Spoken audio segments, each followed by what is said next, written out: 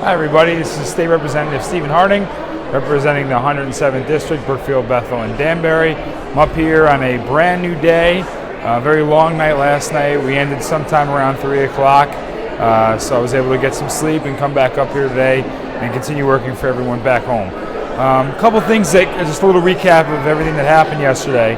One was the Republican alternative budget was offered. I think it was a very sound fiscal budget.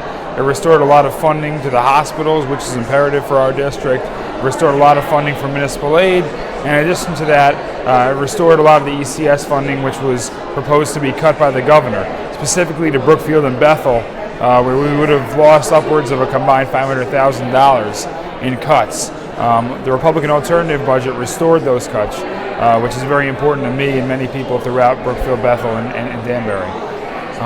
What I liked the best about our budget is that it restored all these funding sources, but at the same time it didn't increase taxes. That is something that I certainly cannot stomach, and I certainly cannot support any increase in taxes upon the already overburdened residents we have in the state of Connecticut.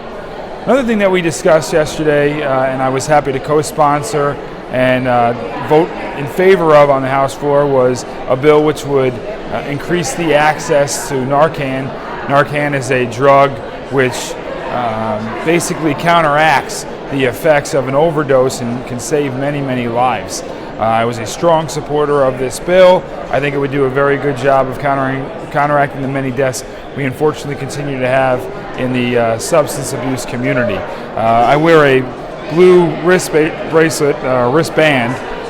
in commemoration of one of my very close friends out of high school who suffered and unfortunately passed away from addiction.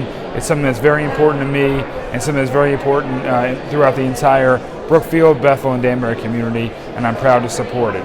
The final thing that we discussed, and I was in strong objection to and opposition to, was a bill which basically would force employers to offer a state-operated retirement savings fund. I think it's very ironic the state of Connecticut, the same state that can't balance its budget year after year, the same state that continues to have $1 billion deficit year after year, is now giving financial advice to residents of our state. In my opinion, it should be the other way around. Our residents should be giving us financial advice, and I don't believe it's anything that we should be getting involved in. Leave that to the private sector and the experts there to create retirement savings accounts for the residents of the state of Connecticut. Thank you. I look forward to updating you in the future and continuing to advocate for you up here in Hartford the remaining days of session.